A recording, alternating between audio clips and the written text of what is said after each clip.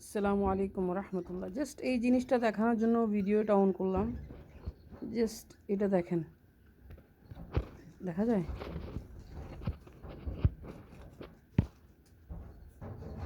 কি বাবা, আর একটু সরো।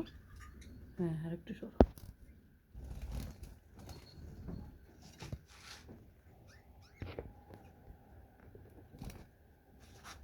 দেখেন অবস্থা, দেখেন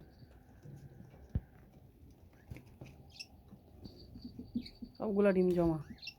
আর এই যে এমনি এখানে